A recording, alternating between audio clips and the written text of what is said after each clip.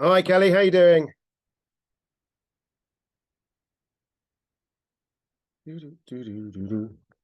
Hello, Steve. This is exciting. We've got people.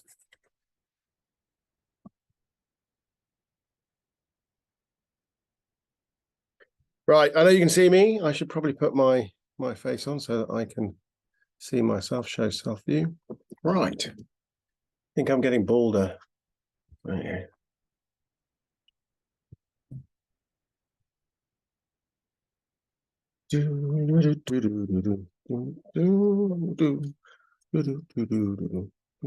Oh.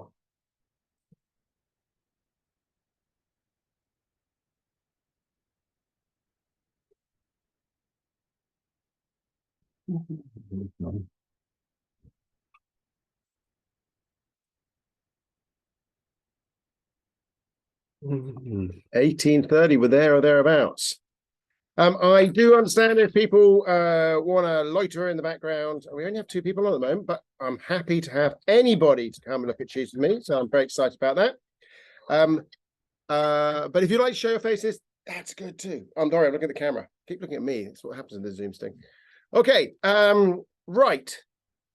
Hi, my name is Charlie Turnbull. Today we are looking at Feta, Mozzarella, and Greek goat's curd.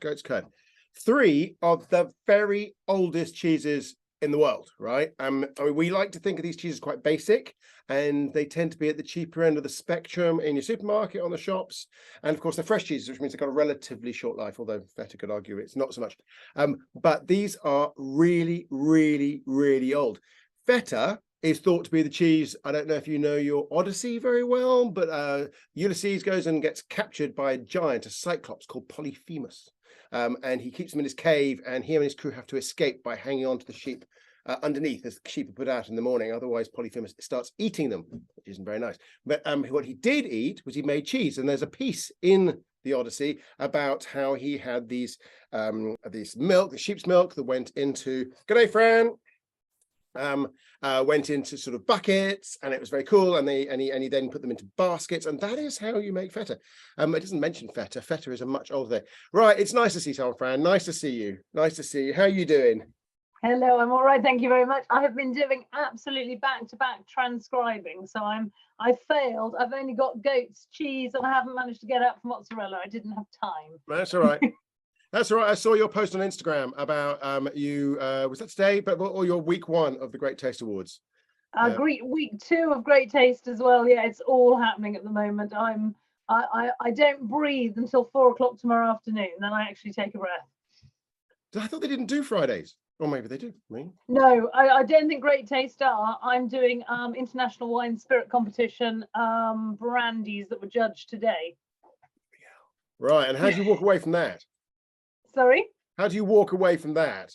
With a large glass of brandy in my hand, ideally. And judging brandy is extremely hard. I've had to do it. I find, and judging whiskey the same, it's really difficult to get the alcohol to settle down so you can go from drink to drink. Yeah, exactly. Yeah, it's really interesting because we tend to get 4 judges' notes at a time, and you can tell the ones that have got drunk because they just write nice. It's so unhelpful. Well, enthusiasm counts for a lot. If you like it, you've got to be there somewhere. Well, right. Exactly. We've got Kelly and Steve on. Otherwise, we're a small group. Now, Fran knows this, but this is my first event this year that has actually worked, which is a bit embarrassing. We've had technical issues right through, or I've been stuck in a friend's caravan, or it's all been quite curious. But we have, but maybe this is a good time to restart. As I'd started with Kelly and Steve, these are the oldest cheeses we know, which is kind of cool. Goat's cheese, domesticated 8,000 years BC. It's probably almost certainly the very first cheese that was ever made. Feta, we've just been talking about, was probably the cheese Polyphemus was making when I don't know if you know your classical history, but that's one of the tasks, they weren't tasks, the sort of events that happens in the Odyssey, and Ulysses sees and mentions the fact that you've got these big buckets of sheep's milk, and they are curdled, and he uses the inside of lamb's stomachs to curdle the milk, and then he puts into wicker baskets to let it drain. And all this is in the Odyssey. And I think the Odyssey was written, I mean, if it's a written thing, they probably think it was an oral thing, but really sort of 500-600 years, which I understand is the archaic period, which is when the beginning of city-states really begins to kick off. All very exciting stuff. But Feta is there right at the beginning. The word Feta doesn't come about till much later. Now, does anybody know, and you can put it in the chat, what Feta means? Does anyone know what Feta means? It's like a first pop quiz. Dun, dun, dun, dun, dun. No? Nothing happening here. Well, that's fine, because that's why we're here. It means sliced. Boring, but it's going to be interesting, because that's the same word mozza means, right? Mozza the mozzarella. Feta equals sliced from Fran. Oh, well done there. And it's interesting that these early words used to describe cheese are really basic. So many of the great cheeses are actually just called cheese to begin with. And it isn't until somebody comes in from outside the region and goes, your cheese isn't like our cheese, that they need to give it a name. And Feta gets picked up, despite the fact it is all over the Mediterranean. It's not until it's seen out of the Greek area that they start giving it a name. Of course, they give the name Greek because they didn't know what Greek for slice was. Anyway, so Feta, and let's have a look at a piece here. There is a PDO, protected designated origin for Feta. Sorry, this is going to leak all over my board. And it's I don't know if you can see that. That is a classic bit of Feta, right? Anybody who's been to Greece or a supermarket knows that's what Feta looks like. So I'm just going to break it. And I've got a little swimming pool of whey for it to fall into, or brine really. And you can see that it breaks up like that. That is classic Feta. Now, it's a fresh cheese, which means when it's made, it's quite a lot of moisture. But unlike most fresh cheeses, it is cut, which means they're encouraging the whey out to a degree. And it gives it this pressed look. And then they barrel age it. Now, it does get salted twice. You salt it first time with dry salt on the outside, and then you put it into the barrel age and you salt it in brine.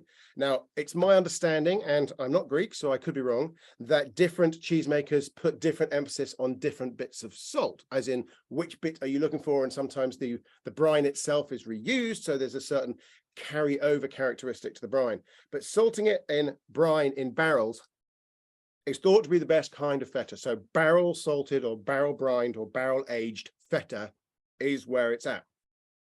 Now, I went for a long time thinking the Greeks were the biggest consumers of cheese in the world. Turns out the Danes are. Anyway, it keeps moving around. But the Greeks eat a lot of it. Over 50% of their consumption is Feta. Just like we in the UK, most of our consumption is one cheese, cheddar. Them it's Feta. It's very common for lots of countries to have a kind of a cheese that settles into their cuisine and begins to make a big splash. And one of the reasons they like Feta is because, or so I'm told, is because you sweat a lot in Greece. And this is a high salt cheese, and it does a lot of replacing. The sodium in cheese, one of the three major tastes in the mouth. We have to replace salt all the time. I know we all worry about it now, you don't have too salty diet, but there's a reason why salt is one of the big flavors in the mouth, an essential flavor. Is because we need to take on salt all the time. So because we lose it through our kidneys, we lose it through our sweating, and we need it for our organs to work, and we need it for our neurons to work and all that kind of thing. So salt is essential. So as a basic cheese, this is what lots of people really liked in the old days. It's a really good way of keeping cheese through the brining and a really good way of taking on salt. So what do we think about Feta as a flavor? Does anybody think that it's like a classic cheese, a cheese board cheese? I mean, is there an enthusiasm for, you know, I'm a Feta connoisseur? Do I have a nice piece of Feta with my Chardonnay? I mean, does anybody do any of this kind of stuff? I can only see Fran. I'm only looking at you, Fran. Am I the only picture I've got, I'm afraid? Do you eat Feta? And how often do you eat Feta? Am I the only brave person on here? It helps that we know each other. Charlie used to be our cheese merchant locally, which helps. So we're kind of in the trade. I love Feta. I really enjoy it. Yeah, I say squeaky and chalky is how I find it. How often do you buy it? I keep it in the fridge always, and I'm probably buying it 4 times a year, 6 times a year, not that much. Okay, so it's a cheese that you buy in bulk and it just sits there and you use as you need it. Yeah, because I know it's preserved, so I know it'll last a long time. Yeah, it does last. It's good that way. Which is it's a contradiction in lots of ways. When you make fresh cheese, which is, as I say, this was technically is the whole sort of purpose of fresh cheese, or the first characteristic, is that it starts great and only gets worse. That's a sort of a fresh cheese attribute. And when we start looking at fresh goat's cheese, we will feel and see that. But with this one, because it then goes into this kind of stasis of the brine, it then holds there forever, and it just sits in the salt going, oh, I'm stuck, my flavors are stuck, I carry it up. But it means that they get to keep it for a long time. And there is some evidence, not a lot of evidence, this is one of the big trading commodities throughout the Mediterranean. We don't know if it was feta, we do know it was cheese, but we think that it was probably a feta style of those days. So let's taste it. Let's put a bit in. So Fran, you've got some. So Kelly, Steve, Wendy and Taryn, put it in your mouth if you have some. And first, let's focus on the texture. Okay. So you push it up against the top of your mouth, or you put it between the teeth, and you can feel that it's got this weird contradiction, and that it's both soft yet also crumbly. With a little bit of, you can feel not granular, like soft little bits. You can feel the curds haven't truly bonded; they're still sitting there. And it goes into a sort of, and it doesn't really go into a paste. It goes into a mush. It's like two textures. The whey is still there and the mush. So when we get to the goat's cheese, we'll feel that it goes to a full paste. This feta doesn't. It stays in a sort of micro crumbly format. And that is very typical of feta. Now, some fetas, particularly sort of the sort of the cheaper end of the spectrum, have a much more, as Fran put it, squeaky character. So I've gone to a reputable supermarket and got a little bit of the other end of the spectrum. I asked the cheapest one on the counter, and Waitrose, very nice lady, pointed me in the direction of this. And in theory, this looks sort of superficially similar. Oh, out we come. So out we come. Again, it's going to leak brine. This is a wet cheese, right? You can feel that it's coming right off there. And again, it breaks open. Can we see that happening there? And that is typical of feta. So it's kind of this combination of soft and pasty, but also like a brick. And when we put that in our mouth, it's got generally a firmer texture. I mean, that is typical. So the more the better quality textures have a sort of smoother texture, just going towards that pastry, but the cheaper ones have more of a chalky type of texture, which is fine. Now, I've now just tasted two cheeses. So let's compare and contrast between a barrel-aged feta, dun, dun, dun, and our sort of mainstream feta. So let's start with that texture. So the texture is firmer and chalkier in the cheaper end of the spectrum, and we have pastier and smoother and slightly softer, but still with a distinct crumb. I'm really trying to find granular, vaguely granular, floury granular at the sort of top level on that one. Very interesting. Going to the flavors, with our cheaper end of the spectrum, it is dominated by brine, right? That is what we're getting there. We're getting whey, a sourness of the whey, but the saltiness of the brine. Those are the two big flavors. So we're going to do a little bit of experiment. Go with me if you can.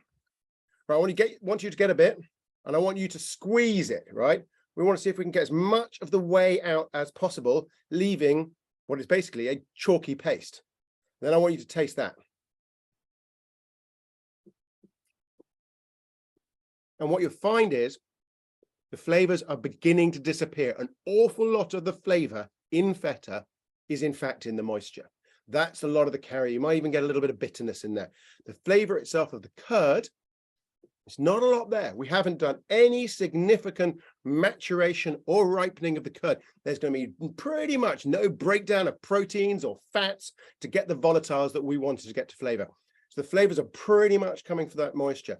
Now, there are exceptions, and some great cheesemakers who are using funky milks can do stuff, but the vast majority of fetas you're going to come across, the flavor is coming out of that moisture, and there isn't much going on with the breakage of the curd. Right. That's what I'm seeing in my feta. So simple cheese, texture is important, flavor is the combination of sour and salt with maybe a little bit of herbaceousness or minerality knocking around, but not a lot. What we like about it, though, is it just springboards into action if we get ourselves and put it with something. So I've got a little bit of cucumber. You know, we're going down the Greek salad route here. And I'm going to stick with the cucumber, and I'm going to put that in my mouth. And suddenly, the feta's going, oh, let's dance and have a bit of both. And it bulks up the flavors of the cucumber and allows it to become more interesting. Cucumber is quite wet. I mean, I actually don't like cucumber to happen, but I'm getting a good impression of liking it right now. But it's really good. It makes a much better whole. So feta is a great power in flavor. It takes other flavors and makes them bigger, which is one of the reasons it's used extensively in so many dishes. And why it builds up, think of spinach and feta, classic combo, but spinach is really light as a flavor, but feta in it, get more going on. So that is one of the big tricks of feta. Use it to energize your dish in cooking, or when you're having it, flavor it. Now I've got some flavorings I'm going to work on in a second, but let's get on some of these other cheeses first. Now the next cheese I'm going to move on to is a goat's curd. Right, I've got two. I've got the Moody's from Rosary. Oh, the Chevrolet. I've got the Chevrolet as well, right? Yes, like you, don't turn upside down because I've taken the top off. You haven't taken the top. Now, this is made by Savencia. There's a French company. They are some really good stuff. I like the way a lot of French companies are able to have really good cheeses inside a big range of, some mainstream ones, but they don't seem to mind having a variety. So, Fran, as you got that one as well, let's do a little slice. Just take a little bit off the top there. Yeah, this is really smooth, right? This is like, people talk about Philadelphia, that style, what you might think of as a butter texture, right? A soft, actually a warm butter texture, really. So let's put that in our mouth. Now, Fran, I don't know about whether the other people are with us in this, but we're going to need to clean our palates. I've gone for a Corsican wine. Fantastic. What's the grape? It's, shit. Do you know it? No. Okay, so it's about no, it's not even put it on the back. I'll look it up later. It'll be something indigenous. Okay, probably. It's quite coarse, which is a pun, obviously, but it's okay. But it's kind of harsh. But I wanted that to get those basic flavors because these are basic old school cheeses. Is it fruity and not oaky then, that wine? It's not oaky. It's not that fruity. Right. It's got let's step the one, right? It's got a raisiny note, but kind of a punchy raisiny note, harsh, nettly raisin note, if that makes any sense. Okay, but we need water biscuits to blank the palate, really. Well, didn't bring that. I just brought wine and cheese, I'm afraid. Right, go on, back on the subject. Get your Chevrolet out and put this in your mouth. And again, start with the texture. Texture is so important with cheese, particularly these simple cheeses. This has got no texture beyond a smooth paste at all. There's no crumbliness, no breakage. And you just get into your mouth and it quickly turns into a very, very soft, very soft. It's not even tacky. It's just wet creaminess across the mouth. What you've got with this cheese is it's barely past yogurt, right? It's almost like I always say when on the milk train pulls out of station milk and goes to station soft cheese and then station ripened cheese and then station old cheese. Actually, there's a station that only comes in at half time, which is between milk and soft cheese. There is yogurt, and yogurt has that freshness. It's got that particular yogurt sourness, but it's also can have hints of lemon, maybe bits of allium. People talk about oysters. That's not really something I associate with this flavor, but people do say it. And its freshness is really its killer, as in what's really lovely about it. But reaching into the cheese, it's really only got milk flavors. So again, we're looking at a cheese that hasn't had fat or protein breakdown, right? So we're still looking at those very high level flavors. We're not allowing it to come down into much of the amino acids or the fatty acids or below that into the volatiles, esters, and all that kind of stuff. It's still very much those top milk levels. What you get though is that beautiful bell-like clarity off these top cheeses because they're so simple and straightforward and clear. They're I don't really, I may stick with bell-like clarity. They're just lovely for what they are. I really like it. But this one has this texture. Now, the question you were about to ask me, all of you, I'm quite sure, is how did it get this texture? Is this what the texture? No, this has been, I'm going to use the word processed, but not negatively. To get this texture, you need to basically have stirred it and get the whole texture of the fats and the proteins to become this paste. It doesn't start off like that. So what does it start off like? Well, fortunately for my wonderful audience, here's one we prepared earlier, or fortunately someone else prepared earlier for me. Right, okay. This is the rosemary goat's cheese, as I say, from Wiltshire. This is mildly drained, so it is not got much moisture, probably less moisture in it than the other one does, than the chèvre does. But the texture of the curd is much more natural. So I'm going to break this. Right, I'm just going to shake it together. Can you see that it's got a little sort of breakage, falls apart into bits and pieces, but each one of those bits and pieces is very, very soft. So if we put this into our mouth, it's actually, this one's got garlic and one of parsley, I think, on it. So it's got hints of that, but it's very much the same as the chèvre, but like 3 steps back. I have to masticate or press it against, use my tongue to soften up the cheese. And then it goes through a few more steps of firmness and then disappears into that creamy wholeness that goes across the mouth. Now, one of the things that is, sorry, you can clearly see I enjoy this. This is delicious. It's almost got hints of barbecue flavors. It's really delicious. One of the things that is just a truth universally acknowledged is the more complex flavors you have in a cheese, the more you split your audience. So highly complex cheeses will have lots of people who really like it and lots of people who don't. Whereas people with low levels of complex cheeses, but nice tastes, good, sweet, sour, savory, acid, blah, blah, will get lots of people to agree that it's nice. So it's this trade-off between complexity and popularity. The less complex, the more popular. The more complex, the more it splits your audience. It doesn't make the people who dislike it or like it wrong. It just means they have more reasons to have strong preferences.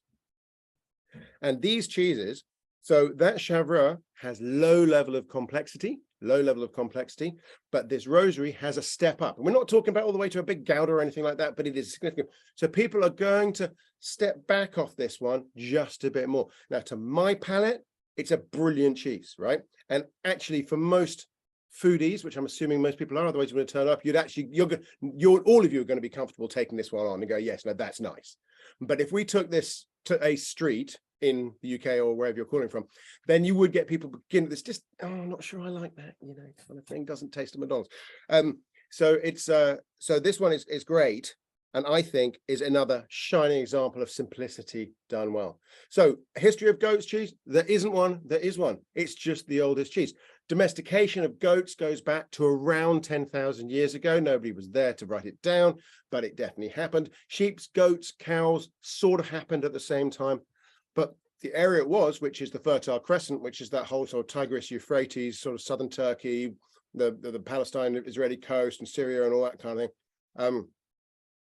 That is where it kicked off, and they're big into their sheep and their goats there. And that becomes the mainstream milk right across the Mediterranean, sheep and goats. It's not until we get into Central and Northern Europe that we see cows come in a big way. Okay, they're mass producers of milk, really efficient, but they can't operate at the kind of heats you get around the Mediterranean in the same way. So this would have been an absolute bog standard, but we see in the Feta, which is a sheep's milk cheese, up to 30% goats, a sheep's milk cheese. That is the sheep milk that they used for keeping. And you look right across the Mediterranean, the big cheeses aren't goat's milk cheeses. They are sheep's milk. They're the manchegos, the pecorinos, all that kind of thing. Even the fetas and all that kind of thing. So the sheep is where it's at, which is quite interesting because the goats were there. But I think it's because they ate the goat's milk cheese straight away. If you go to somewhere like the Canary Islands, possibly the best soft goat's cheese in the world in the Canary Islands, it's like a Frenchman's baguette. They use it, they eat it, it's gone, right? You have a bit left over the next day, you don't. You just go down the shop again, get some more.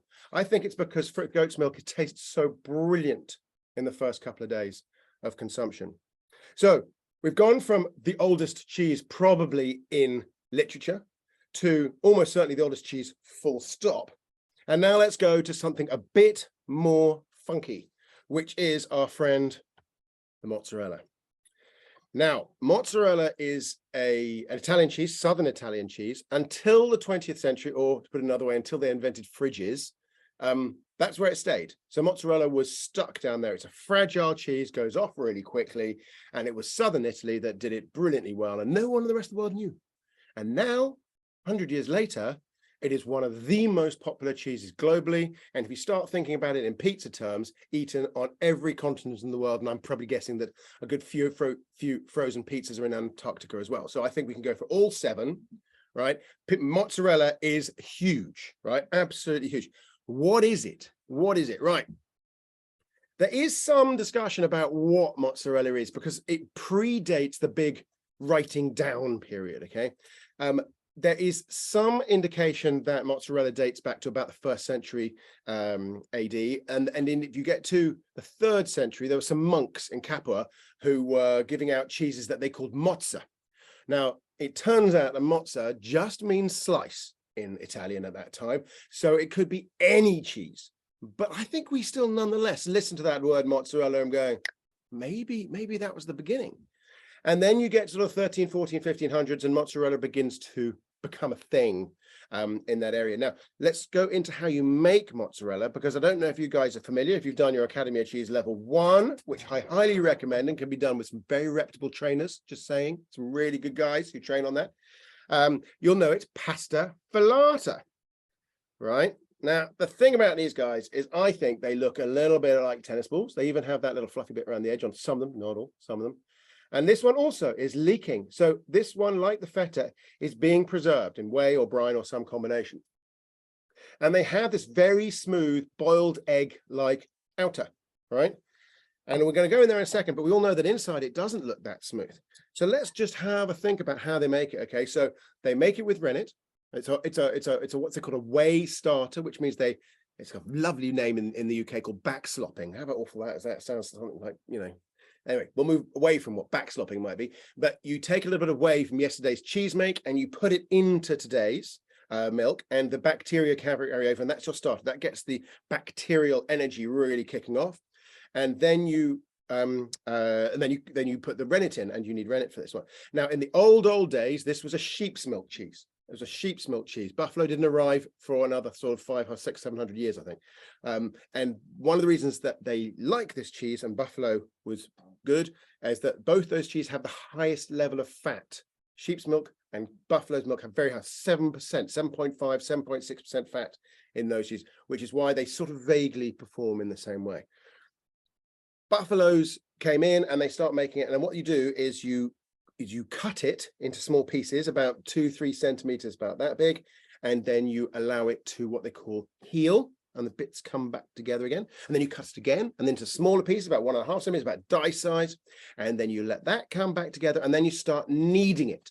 And the old ways, when they describe this in the old style, it sounds exactly like bread. Okay, so you've got the bread and you've got it into this big mass, and they talk about kneading it, and it's on a board, and you make it until it's a smooth white paste, and it becomes stringy. And you can see this on the internet. Go and find yourself a YouTube moment, and you can see that they pull it out. And the mozza, right, is now said, from mozzari, to cut, is they pull off a string and they snip it off. So initially it doesn't look like a ball, it looks like a sort of cylinder, right? As you've got this bit that comes off, you snip, got a cylinder, snip, and then you shape it, and then it comes back to being the shape that we're familiar. But the other very common shape is the plait. So you pull it up, you can put it around your arm, do a quick flick around the middle. If you're Italian and clever, or if you're me, you get it stuck under your fingernails, and then you make a little flat, and it looks very cool. And then you can hang it, and you can actually do this process, what's called pasta filata, or spun paste. And you can do a lot more of it. And the more you need, and as in KNEED, the more you knead it and the more you spin it and all that, kind of firmer and firmer it becomes. And some cheeses, of which the most best known is provolone, are what happens if you just keep kneading. You keep pushing that pasta filata, putting the paste through the process of pasta filata. There are a few more formulas, scamozza and caciocavallo. If that's the charcuterie, then I apologize. Cacciatore and caciocavallo, I get them confused. But anyway, you get these cheeses and they hang them up and they smoke them and they look like sort of yellow gourds. But the one we're familiar with is the mozzarella, and that's what we're talking about today. So it's an old cheese. It's an old cheese. I'm going to cut into it now. I would do this in front. I possibly can, but I would certainly dribble if I did. Right.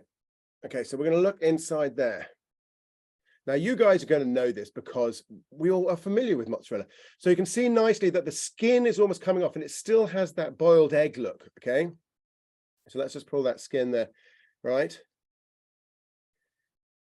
And that's what it feels like on the outside. And that's where the pasta filata has gone that step further, okay? So you've got a much more coherent structure. Inside, I've forgotten the name of this stuff, which is really annoying.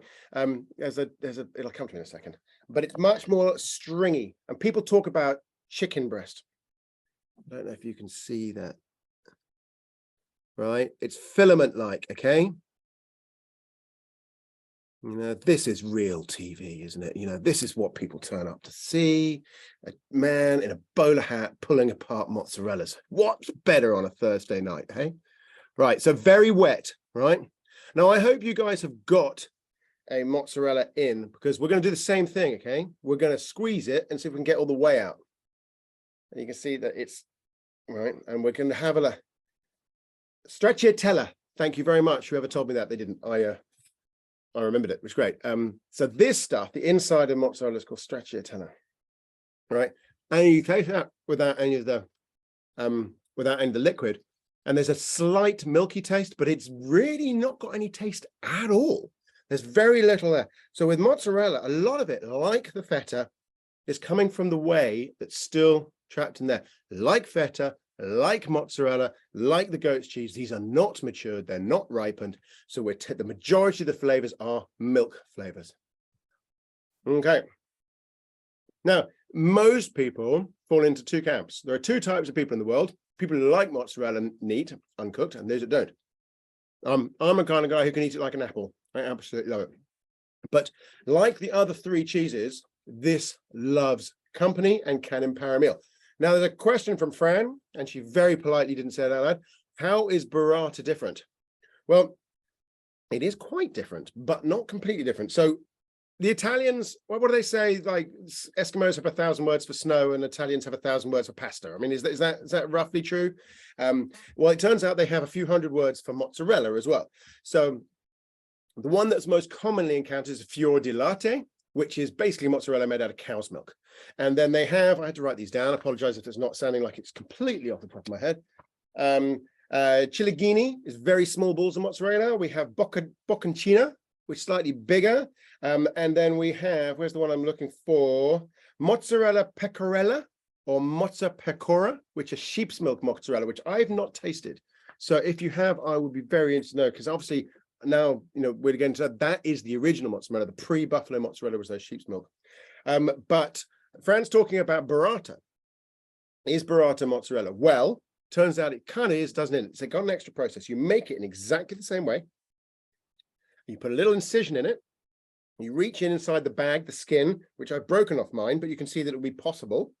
You take out the stracciatella, you squeeze out the whey, you rehydrate it, remix it with double cream. Okay, you put double cream in there, and then you put it back into the pouch, right? And then you put a little bit, they used to do it with grass. If you get a burrata now, you'll find it's like a bit of green plastic that looks like grass, and they tie it up to make a pouch. It looks like it's got I apologize if this is too much of a British reference, but a Dick Whittington's money pouch that he might hang off his belt kind of thing. Why does that taste delicious? Because frankly, double cream tastes nicer than whey. That's why. So we've taken all the whey out that has that sour milky flavor, that wet sour milky flavor, and replaced double cream, which just has a thick, unctuous gorgeousness. And then we've used the structure of the mozzarella to deliver on that. And that's why it is delicious. Now, when you mess with something like a mozzarella and you go inside, then you have the possibility of introducing bacteria. And that makes burrata have the shelf life about half, sometimes less than half of your average mozzarella, which is one of the reasons it's more expensive and one of the reasons it's so difficult to get hold of, because anybody like me as a cheesemonger would have bought it. He needs to sell it within 3 to 4 days. Not really sure I can pull that off. And you only have to not sell 1 out of 6 and suddenly it wasn't worth doing at all. So burrata needs a guaranteed market, but if you can get hold of it, absolutely love it. There was a pizza place in Wandsworth that I used to go to that used to put a whole burrata on top of pizza, and you'd cut it like an egg and it would just go over the top. Absolutely delicious. It doesn't need so much extra flavoring because the cream itself is really good. But you can get the current craze, too strong a word. You begin to see smoked burratas, which I think is like a smoke too far for me, but maybe that's your thing. But it's really good. So highly recommend your burratas if you come across them. Highly recommend your mozzarellas. So one of the things we just have a touch on, what is the difference between cow's milk and buffalo milk? Why is one better than the other?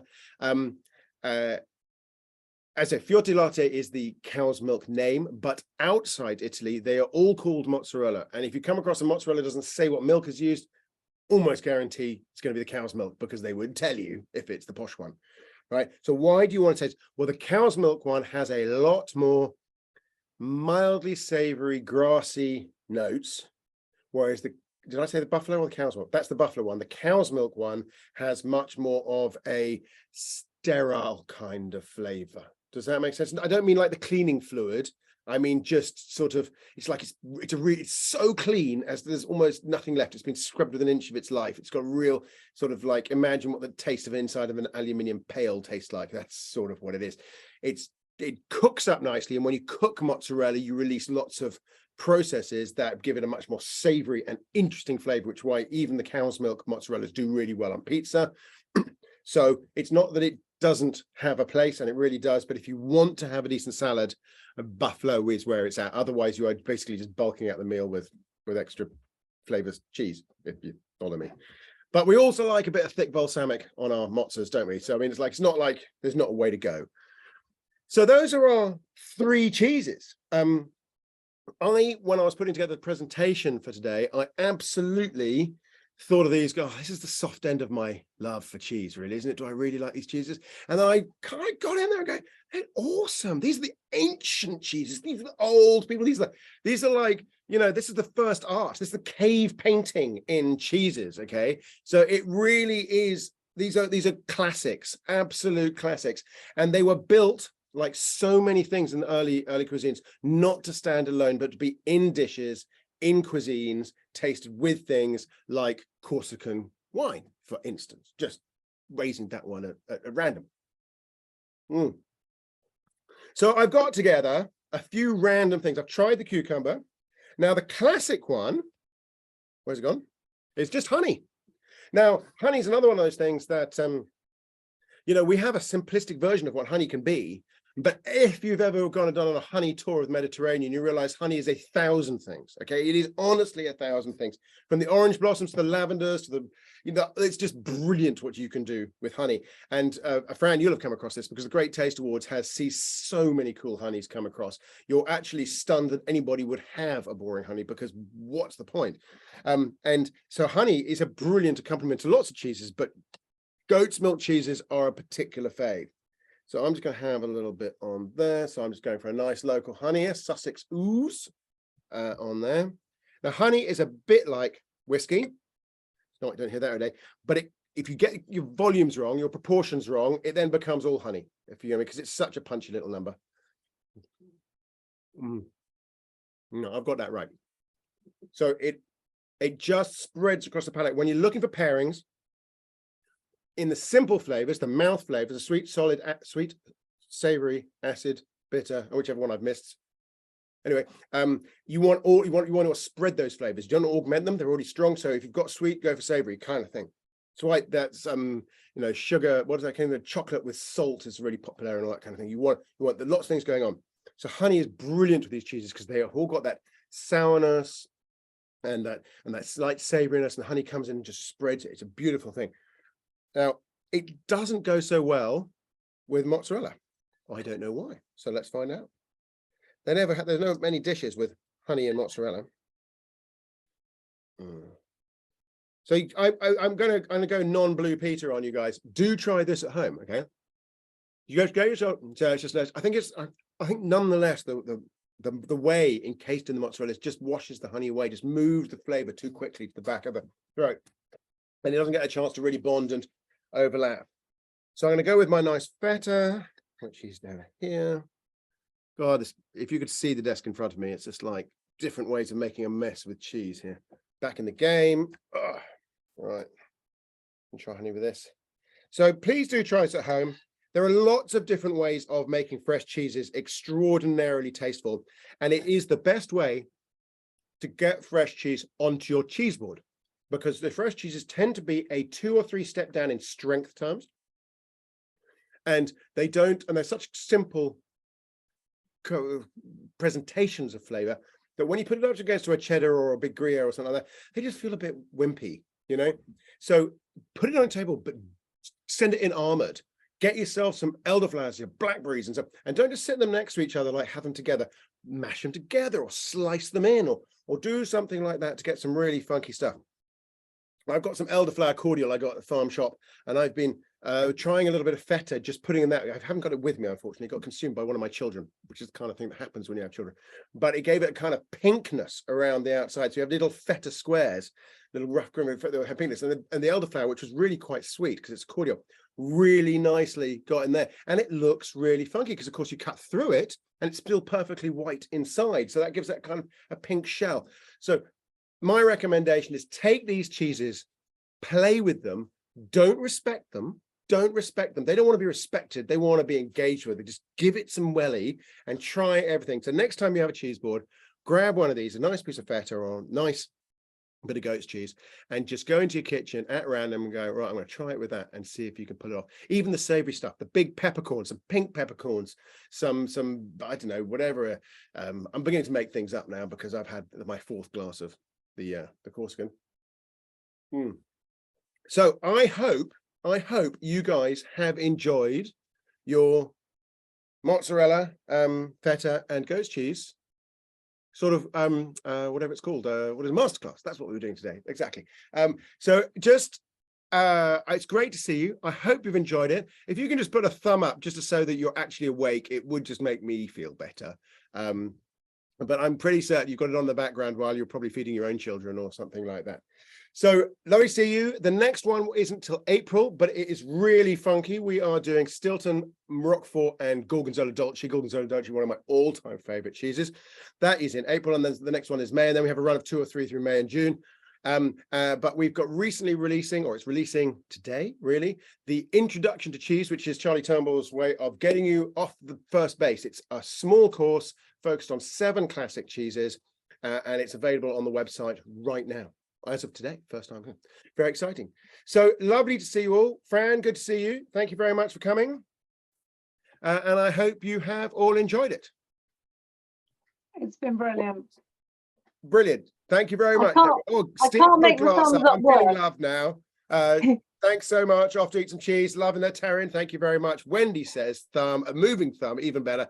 And Kelly says, thank you, recently Academy of Cheese. Brilliant. Thanks, Kelly. You did. That's absolutely right. And Mr. iPhone, I'm hoping you're feeling the cheese love too. Have a lovely evening, everyone, and see you soon.